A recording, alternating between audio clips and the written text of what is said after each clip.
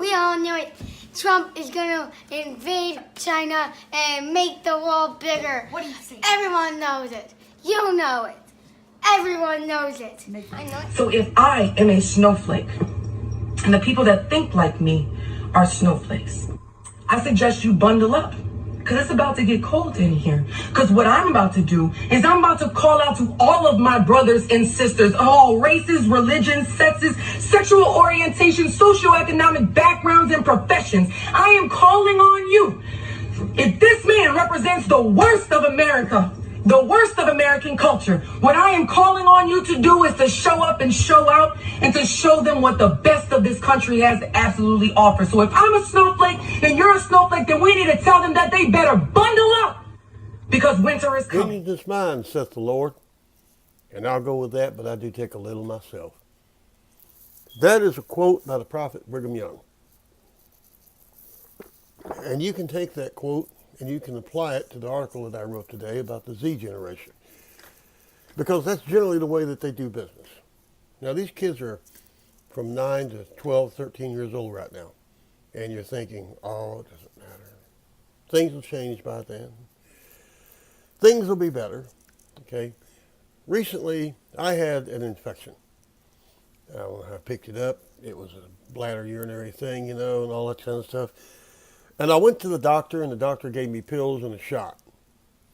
And the pills and the shot gave me a fever, made me have diarrhea, made my bones hurt for about 5 or 6 days. But that's because the shot was good. It was good medicine. As soon as the symptoms abated, I was in better shape than I was before I took the shot. Donald Trump is your shot, America. Okay?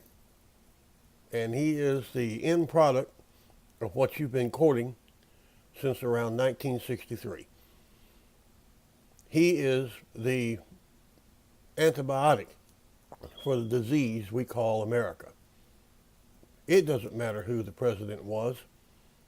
Could be Carter, could be Nixon, Reagan, any of the Bushes, could be any of them. They all had the same agenda, which was the New World Order, which was the destruction of the American culture, the American sovereignty, the destruction of everything we held special. And as the baby boomers tried to hold on to God and America, the millennials came along and they tried to hold on to a Starbucks cup of coffee. Then we gave birth to what I called the Z generation. The Z generation silently sits in the corner and it amasses facts. And it knows what works and it knows what won't work. And within 6 to 7 to 8 years, 10 maybe, then the torch will be passed to this generation. And then they will take the helm. And then they will give you an America that you're not going to believe. And that's a good thing. Because nothing else has worked. As the bourgeoisie divides us into separate camps, liberals against conservatives, Republicans against Democrats, women against men, men against women, and all the other variations of sexual deviation that we have today. We are in armed camps. A young lady who was ranting and raving about being a snowflake, and she's a good speaker. Unfortunately, she's a millennial. And when these kids, the Z generation, take hold, they're just going to put her out in the garbage just like the rest of us. Then they're going to take hold of America, and then they're going to rebuild it. And this is going to happen. This is something that you're going to see. This is not conjecture. This is not something that I dreamed up. This is what I've seen in my own grandchildren's eyes. This is what I've heard come out of their mouths. This is what we have evolved to. This is a new humanoid.